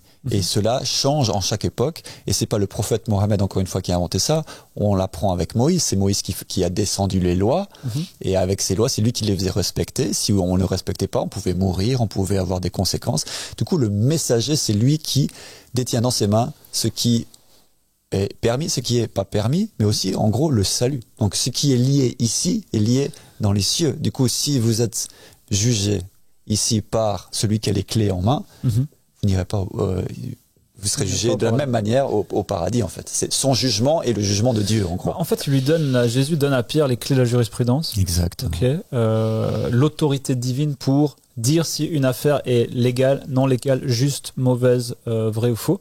Et d'ailleurs, c'est pas nous ni le prophète Mohammed qui a inventé ça, c'est l'Église catholique, qui est la plus grande église à travers les siècles chrétienne, nous dit cela. Nous dit que le pape ou Pierre et son successeur ont cette autorité divine sur la jurisprudence. Ils ont le droit de changer la jurisprudence divine, au nom de Dieu, au nom de Jésus, car ils sont ce calife dans les termes islamiques, ce successeur de Dieu sur terre, ce pape, ce représentant de Dieu sur terre. Ce ne sont pas des termes islamiques, ce sont des termes purement chrétiens, au demeurant.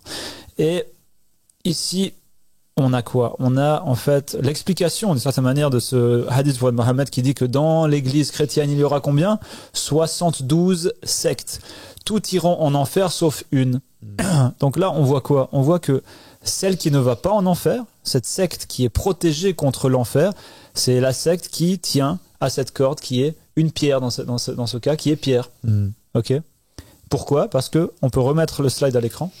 Qu'est-ce qu'il est écrit? Qu'est-ce que Jésus a dit? Jésus a dit tout ce que Jésus a dit, et les portes de l'enfer ne la surmonteront pas. Ça veut dire que le fait de s'accrocher à Pierre nous protège contre l'enfer. Exactement. Et donc c'est exactement ce que le prophète Mohammed disait par rapport à Ali. Donc on a cette répétition qu'on voit sur le slide dans le suivant. Jésus a nommé Simon-Pierre, donc il a nommé son successeur. Donc on retrouve ici la corde en fait, c'est le fait qu'il y a toujours un successeur, cette succession en fait qui est ininterrompue en fait depuis le début de la création humaine. Et donc là c'est très clair, Jésus c'est extrêmement clair, désigne Simon-Pierre. Mohammed désigne très clairement l'imam Ali. On peut trouver des quantités de hadiths, on n'en a utilisé que un aujourd'hui, mais on trouve beaucoup. Maintenant on a prouvé que c'est très clair dans l'islam, dans la chrétienté. Est-ce que c'est quelque chose qui appartient que à ces deux prophètes, ou est-ce que c'est véritablement la sunna, la tradition de la religion, l'essence de la religion? Guillaume, allons voir ce que dit Moïse. Donc, qu'en est-il de Moïse, qui est le plus grand prophète des Juifs? Ok. Donc, on a cette narration qui est extrêmement intéressante. Cette narration qui est citée, bien sûr, dans le Tanakh, ici, où il est dit alors le Seigneur dit à Moïse, prends Josué, fils de Nun, un homme en qui réside l'esprit de leadership, et pose ta main sur lui. Fais-le se tenir devant Éléazar le prêtre et toute l'assemblée, et commissionne-le en leur présence. Donne-lui une partie de ton autorité pour que toute la communauté israélite lui obéisse. Ok. Donc on a là Moïse qui désigne Josué, son serviteur ou son ami qui était toujours avec lui, comme son successeur, à qui il donne quoi? L'autorité divine que lui-même avait pour que l'assemblée, la congrégation, les membres de cet État qu'il avait créé, de cette religion, les Israélites obéissent à Dieu à travers son vice-gérant qui était Moïse et qui est devenu Josué. Exactement. En fait, on trouve ça.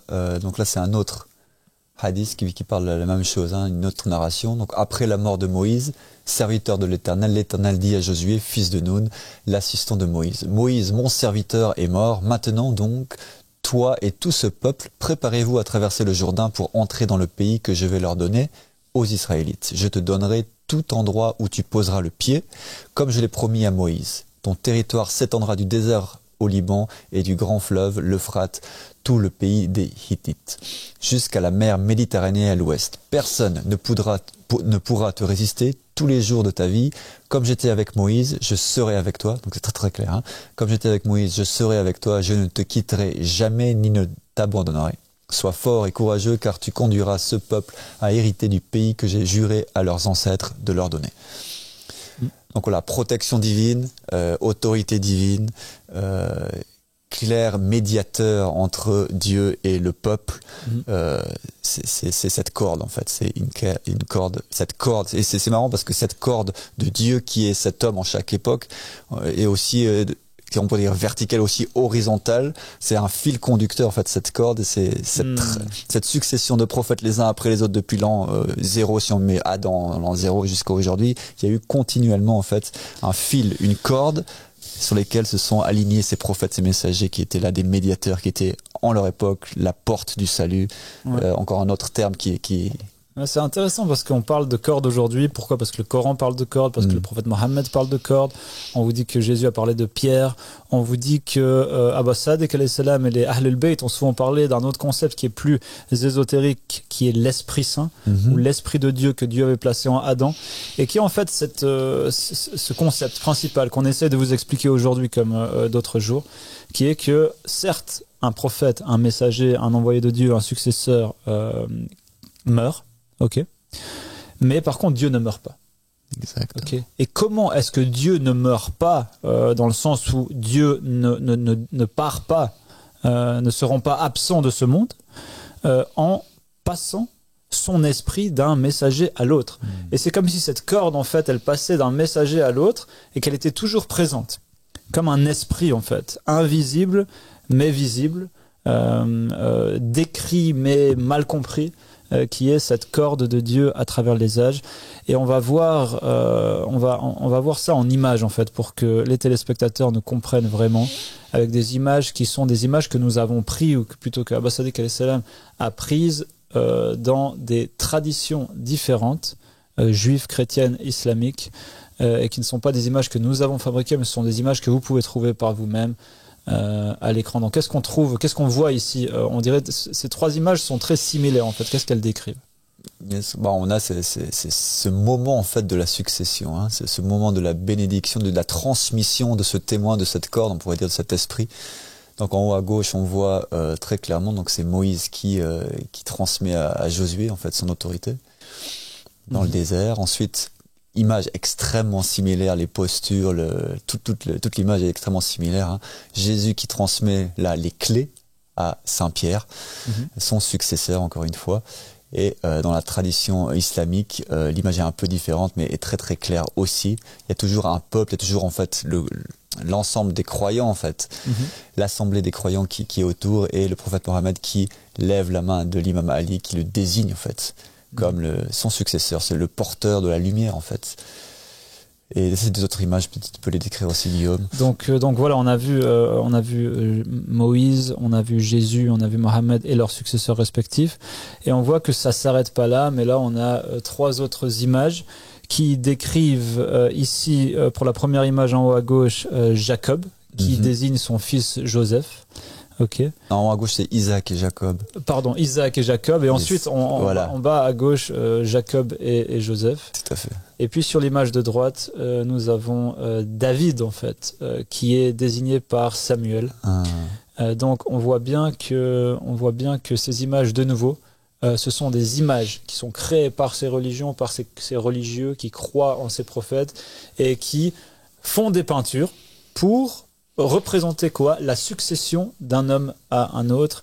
Et bien sûr que tous les juifs, les chrétiens, les musulmans et tous les religieux connaissent ce principe par cœur. C'est seulement quand on leur parle de ça qu'on dirait qu'ils ont oublié ce principe. Mais c'est quelque chose qu'ils croient, c'est un des fondements de leur croyance. Tout à fait. Donc voilà, donc à quoi ça nous mène en fait, c'est que ensuite les religions et ces sectes naissent quand ils respectent pas ça en fait. Ils respectent pas cette succession, et souvent la création des différentes branches d'une même religion se crée au moment de la succession. Un groupe décide d'accepter cette corde, de suivre cette corde, de suivre ce successeur, et un autre groupe commence à créer leur propre religion, en gros, leur propre interprétation du prophète qui était là mais qui est mort à présent. Et c'est là qu'il y a une farandole de nouvelles religions, dans la religion islamique, Dieu dit qu'en fait il y a que 2 sortes de sociétés dans laquelle l'humain s'inscrit. Il y a que 2 états en fait, et ça fait référence, on va trouver une certaine narration qui dit qu'il y a un état, c'est l'état d'Adam ou l'état d'Iblis, l'état de Satan. Pourquoi? Parce que c'est dans un des états, on peut le voir aussi avec le slide, peut-être on peut le mettre, l'état, la gouvernance est à Dieu, et donc ça fait aussi référence à comment Dieu est adoré, donc il est adoré dans l'apparent. Et dans l'autre état, c'est quand Dieu n'est pas adoré, donc la gouvernance est, si elle n'est pas à Dieu, elle est forcément à son opposé, à Iblis, à Satan. Donc les hommes gouvernent dans leur propre nom, au nom de Satan, dans le cachet, mais en vérité, voilà, c'est pas de Dieu, donc c'est de Satan. Et à ce moment-là, dans cet état d'Iblis, Dieu est adoré dans le secret. Ouais. Donc Abu Khalid al-Kabouli a raconté que Abu Abdullah alayhi salam a dit: Dieu l'exalté a fait de la religion 2 états. Premièrement, l'état d'Adam, et c'est l'état de Dieu. Et deuxièmement, l'état d'Iblis. Okay, donc on a l'état d'Adam d'un côté, qui est l'état de Dieu, et de l'autre côté, l'état d'Iblis. Ainsi, quand Dieu veut être adoré publiquement, ce serait l'état d'Adam. Et si Dieu voulait être adoré en secret, ce serait l'état d'Iblis. Et celui qui rend public ce que Dieu voulait cacher est sorti de la religion dans ce cas-là. Okay. C'est ce qu'on nomme la taqiyya en islam, qui a commencé, comme vous le savez, avec Caïn. Avec 7, avec Caïn et 7. L'histoire de Caïn et 7, où on a des narrations islamiques qui nous disent que c'est là qu'a commencé la taqiyya, et on va le voir aussi dans d'autres émissions, à cause des menaces en fait de l'ennemi, des fils de Satan qui voulaient persécuter les fils d'Adam, à cause de leur à cause de leur connaissance et du fait qu'ils délivraient cette connaissance de manière publique, ça les dérangeait beaucoup. Donc là, en fait, là, c'est vraiment le point, je peux dire, central de toute cette explication. En fait, oui, il y a une succession, oui, il y a une corde. Donc, il y a cette corde spirituelle pour le salut. Mais la religion, on vous le rappelle, n'est pas là que pour l'après, l'au-delà. Il y a une fonction de la religion sur cette terre. On a commencé cette émission comme cela. On vous a dit, ce monde est en chaos. Pourquoi? Parce que les gens qui gouvernent ne sont pas de Dieu. Les gens qui gouvernent ne devraient pas gouverner. Et Dieu son intention était de désigner quelqu'un pour qu'il puisse gouverner en son nom, non parce que il a le souhait de contrôler l'humanité, mais parce qu'il sait comment gouverner par la sagesse, et c'est lui la source de justice, de paix et de toutes choses. Du coup, s'il désigne l'homme et que cet homme est respecté, l'humanité va connaître la paix et la justice, et ça fait référence Là, je vais prendre le Coran et c'est très très clair pour tous les musulmans qui l'ont lu. Il dit, je vais établir sur terre un vicaire, un khalifa, une succession d'autorité en fait. Et ça se trouve dans la sourate 2, verset 30. Hein, c'est un concept très connu dans le Coran. Voilà. Et c'est très très clair. Et donc ça marque en fait cette importance de la corde de Dieu, la corde d'Allah, aussi au niveau en fait d'arrêter cette séparation en fait entre cette Église et cet État, parce que si on la sépare forcément, alors on tombe dans cette fameuse état d'Iblis où Dieu doit être adoré en secret. Donc on trouve là aussi on dit, ô Allah, propriétaire de la souveraineté, tu donnes la souveraineté à qui tu veux et tu enlèves la souveraineté à qui tu veux, tu honores qui tu veux et tu humilies qui tu veux, dans ta main est tout le bien, en vérité tu es compétent sur toute chose. Donc là c'est le nom en fait, le nom de Dieu qui est cité dans le Coran, qui est Malik al-Mulk, qui est clairement cette définition en fait. Yes. Par ce nom même, Dieu nous explique qui il est. Et il est non seulement le roi, ou non seulement un roi invisible, mais il est celui qui donne la royauté, celui qui propose, celui qui a le droit, le seul qui est le propriétaire de la souveraineté, et c'est la traduction de ce terme Malik al-Mulk, le roi de la royauté ou le propriétaire de la souveraineté, celui qui donne le droit à quelqu'un de devenir roi en vérité. Donc c'est pour ça que ça c'est le nom qui définit le mieux, on pourrait dire, notre principe premier qui est le combat ou l'appel à la suprématie de Dieu, c'est-à-dire que seul Dieu a le droit de désigner son successeur ou le dirigeant sur la terre. Et d'ailleurs c'est aussi ce qu'on voyait dans l'autre passage qui était à l'écran du Coran, qui disait que David avait hérité toute chose de Salomon. Et c'est un des exemples dans le Coran où on voit qu'un prophète hérite d'un prophète, pour ceux qui nous diraient que les prophètes n'héritent pas de leurs prédécesseurs. Voilà. Donc c'est très très clair, l'intention de Dieu, il y a cette intention aussi... et bien sûr que Salomon était un roi, et David était un roi. Voilà, il a hérité de sa royauté. Il était roi, prophète. Donc là c'est très très clair, dans leur cas c'est extrêmement clair en fait. Mais oui, donc Dieu, Allah, a une intention en fait que l'humanité soit gouvernée par un homme de Dieu. Le problème, c'est que l'homme est aussi libre et doit se prouver à lui-même ce qu'il veut faire et comment il veut prouver à Dieu combien il veut lui faire de la place dans sa propre vie, et Dieu laisse cette liberté. Et c'est pour ça que ces prophètes, ces messagers qui sont censés diriger, c'est là l'intention de Dieu, en fait, ils ne le font pas toujours. Donc c'est le slide qui était à l'écran. Ils ne gouvernent pas toujours, malheureusement, physiquement la terre. Et c'est là aussi certaines déformations arrivent, très très présentes dans le christianisme. Jésus, selon le chrétien, n'est jamais venu pour gouverner, il est là seulement pour le salut de l'au-delà, qui est une déformation évidente. Je pense que maintenant vous le comprenez avec la présentation d'aujourd'hui. Oui. Mais on va aller plus loin, on va aller rentrer en détail, je pense, Guillaume. Je pense que Jésus, c'est extrêmement clair en fait, ce qui s'est passé aussi historiquement.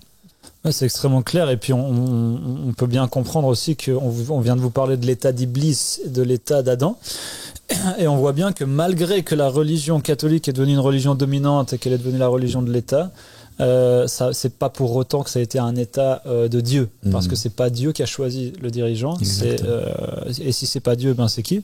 C'est Iblis. Et on voit bien que les vrais croyants ont dû se cacher, ont été persécutés, ont été rejetés, etc., etc. Donc là on a cette fameuse scène, bien sûr, à laquelle on va venir, cette très fameuse scène, malheureusement fameuse dans le christianisme, qui nous explique beaucoup de choses, et on va le voir aujourd'hui. Donc qu'est-ce que cette peinture décrit, Arnaud ? Donc là, c'est ce fameux moment où Jésus a été vendu, donné par la communauté élite, les Sadducéens, les pharisiens, donc les gens du temple juif ont donné Jésus à Ponce Pilate, vu que c'était lui le gérant, ils étaient soumis à l'autorité romaine. Et Ponce Pilate dit qu'il n'a rien trouvé de mal en Jésus. Du coup, il leur propose aux Juifs de choisir en fait s'ils veulent libérer l'une de ces deux personnes, et il prend un truand qui est connu du nom de Barabbas, qui est connu pour ses crimes, et du coup il demande au peuple juif de maintenant choisir qui c'est que vous voulez. Je vous offre aujourd'hui la possibilité de libérer l'une de ces deux personnes. Et à ce moment-là, triste révélation en fait de ce que peut être la démocratie en fait. quand le peuple, la majorité choisit, on voit la majorité choisit un truand, un meurtrier, et condamne à mort le Sauveur, le Messie, Jésus.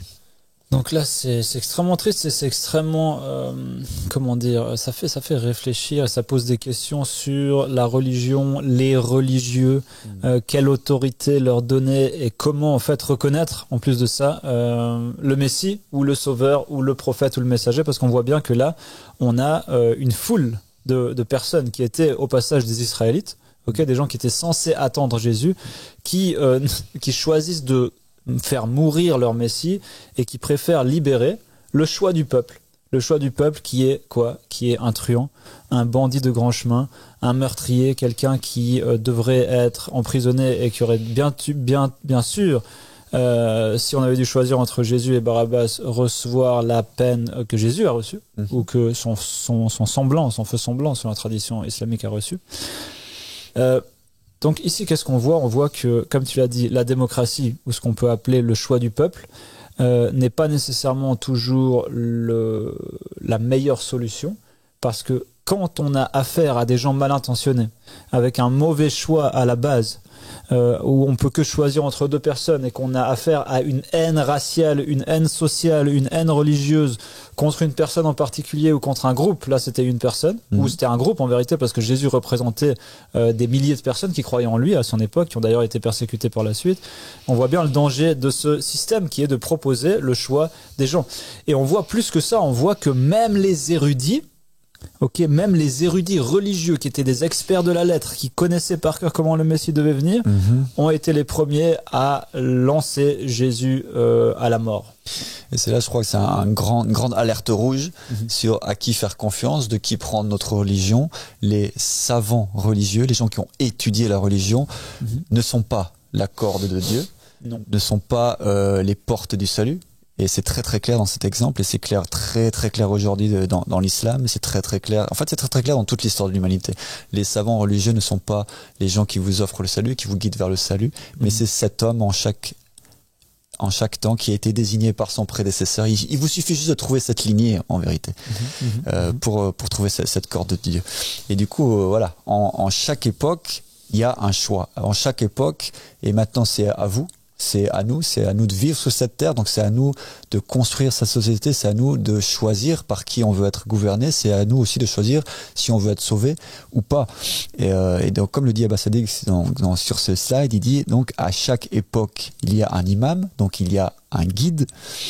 À chaque époque, il y a un Barabbas, il y a un truand, il y a un faux gouverneur, il y a quelqu'un qu'on ne devrait pas choisir, mais qu'on choisit en fait. Quelqu'un qui est proposé pour être, pour être le choix du peuple. À chaque époque, nous avons le choix de vivre dans l'état d'Adam ou du diable.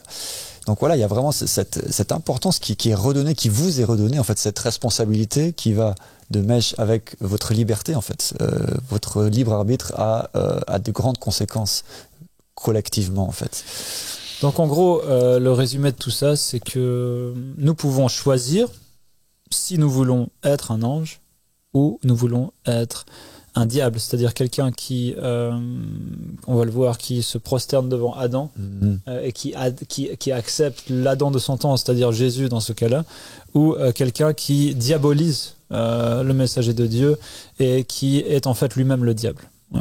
Exactement. On a cette peinture qui est très très célèbre dans le monde musulman qui évoque, qui illustre en fait cet élément fondateur en fait du début de la religion, en fait de l'humanité aussi. Donc on a ces anges qui se prosternent devant Adam, qui est l'homme désigné par Dieu, qui a en lui l'esprit de Dieu, le début de la succession divine, la corde d'Allah dans son temps, et un homme, pas un homme ici, plutôt un djinn, un démon, le fameux Iblis, Satan, qui lui refuse de se prosterner et de choisir son propre chemin.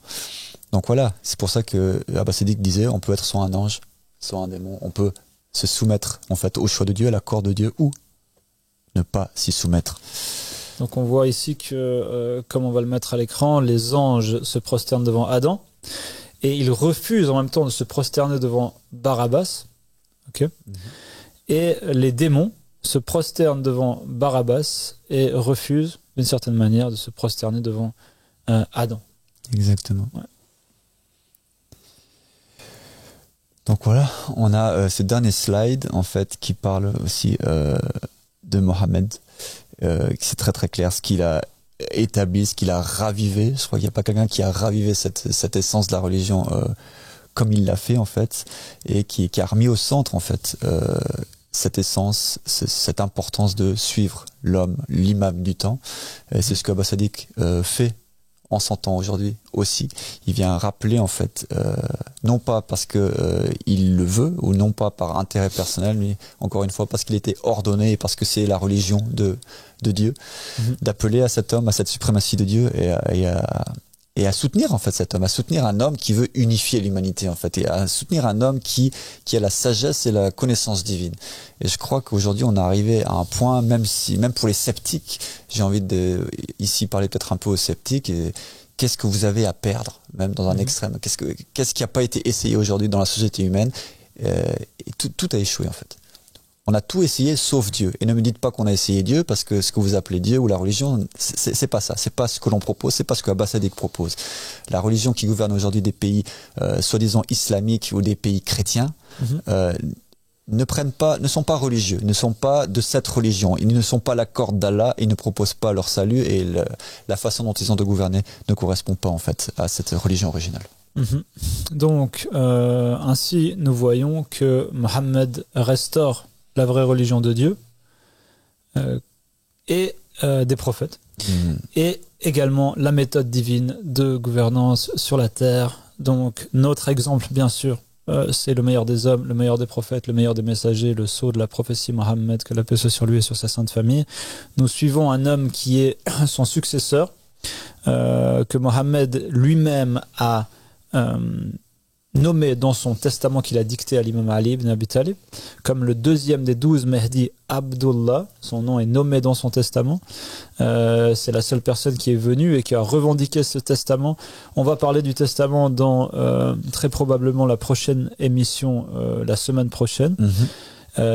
Pour bien sûr continuer cette série fabuleuse, extraordinaire, d'une clarté limpide, claire comme le soleil, sur la véritable religion, pourquoi nous croyons en cette religion, pourquoi nous n'avons trouvé aucune autre corde de Dieu qui était tendue des cieux vers la terre, et qu'on est obligé en fait de l'accepter, parce que si on ne l'accepte pas, alors on pourrait s'octroyer le droit de choisir n'importe quelle religion parmi ces dizaines de milliers de religions, comme on l'a montré aujourd'hui, possibles sur la terre. Il n'y a pas vraiment de choix qui fait plus de sens qu'un autre si on n'a pas ce choix-là. Ce choix qui est expliqué par le Coran, expliqué par Mohammed, expliqué par les imams de Ahl al-Bayt, expliqué par l'évangile, expliqué par la Torah, expliqué par des images, par des peintures, par des vitraux, par toutes sortes d'artistes et d'historiens et de religieux à travers les âges. Cette affaire est claire comme le soleil, comme nous l'avons vu. Dieu vous a tendu une corde, cette corde n'est jamais partie de la terre, et cette corde aujourd'hui vous parle d'une certaine manière et vous dit voilà où est la corde, voilà qui est la corde, comme elle était l'imam Ali à l'époque du prophète Mohammed, comme elle était Pierre à l'époque de Jésus, comme elle était Josué à l'époque de Moïse. Aujourd'hui elle est Abba Sadiq Abdullah Hashem, d'une manière extrêmement claire. Exactement. Voilà, j'espère que ça a été clair, ça a été un éclaircissement en fait sur la religion de Dieu. On vous propose une dernière rubrique pour terminer cette émission d'aujourd'hui. On passe à la suite.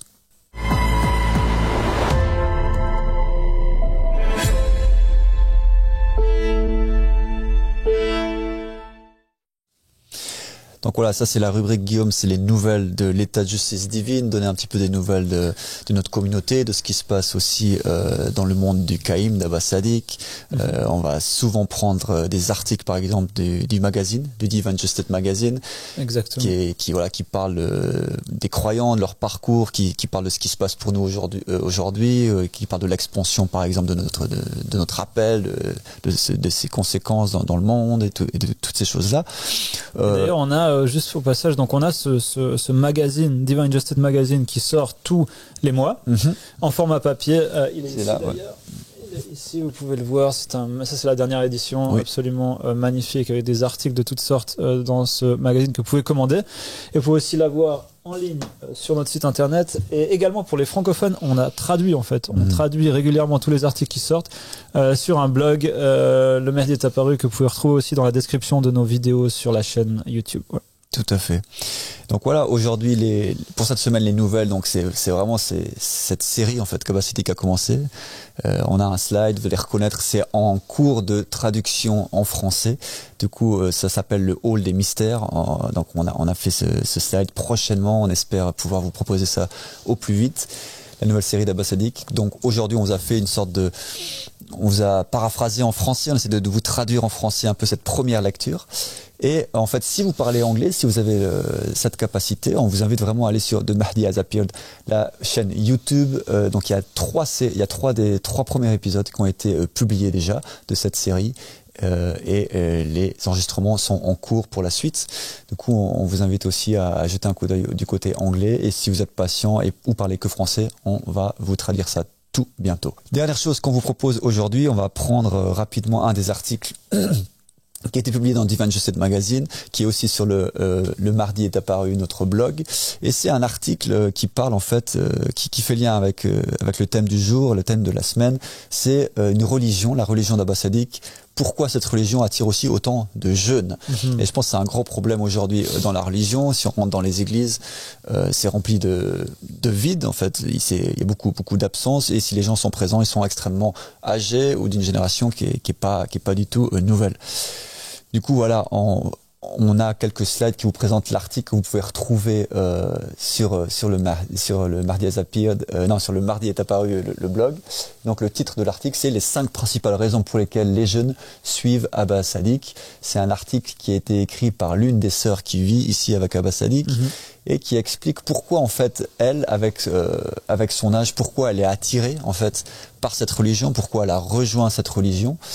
Et c'est vraiment un article super intéressant, super frais, qui voilà, si j'avais cet âge, j'étais entre 20 et 25 ans, vraiment ça me ferait envie de découvrir plus la religion d'Abbas Siddiq, qui montre en fait, on va passer les slides. On arrive gentiment au bout de cette émission, du coup on n'a pas le temps de voir tout l'article. Nous c'est plutôt une invitation à aller lire cet article, mais ça montre en fait qui est Abbas Siddiq, comment il se relationne avec les jeunes, comment c'est un homme qui invite au dialogue, qui invite à être qui ils sont et à reconnaître leurs erreurs et à ne pas les juger, à les encourager à justement corriger leur comportement et d'avoir cette confiance de l'homme de Dieu, d'avoir cet amour pour pouvoir se transformer. Et on va peut-être passer au dernier des slides parce que il y a 3 petites phrases témoignages qui sont intéressants. Peut-être qu'on peut lire ça avant que ça se termine. Guillaume, peut-être je te laisse lire ça. Donc on a Almazara, 25 ans, qui nous dit « Ce que je trouve le plus beau dans cette foi, c'est que nous croyons que chaque religion recèle une part de vérité et qu'elle diffère des autres religions mainstream parce qu'elle place l'humanité avant les croyances. » Ali Abbas, un jeune homme de 26 ans, nous dit « Un lieu où la pression de croire ne t'est pas imposée par des mots, mais se pratique par l'action pure. » Et Doua Zara, 20 ans, une jeune croyante, qui nous dit que contrairement à la religion normale, il ne s'agit pas de règles ni de peur, il s'agit de vérité, de lumière et d'un lien vivant avec le successeur de Dieu. Et cet article a été écrit par notre très chère sœur Atika Batoul. Merci à elle, merci à tous les jeunes qui participent à cette élaboration, à ces articles, à ce journal et à tout ce qui se passe dans la Dawa. C'est vrai qu'on a une Dawa très jeune. Il y a beaucoup de jeunes qui sont des partisans déterminés d'Abbas Siddiq alayhi salam, ce qui d'ailleurs nous rappelle des prophéties du prophète qui avait dit que les partisans du crime vont être des jeunes. Et c'est le cas ici, et c'est aussi une des prophéties accomplies parce que comme tu l'as dit, c'est de plus en plus rare dans la religion d'avoir des jeunes, en tout cas d'avoir une majorité de jeunes. Exactement. Donc là, on va vous laisser pour jouer. Merci Guillaume, en tout cas, c'était vraiment une super émission. Merci la régie et merci à toutes les personnes qui ont permis cette émission d'être possible. On vous retrouve la semaine prochaine. Merci à Abbas Siddiq. Et merci à Abbas Siddiq, bien sûr. Que la paix soit sur vous, en vous et autour de vous. Salam alaikum.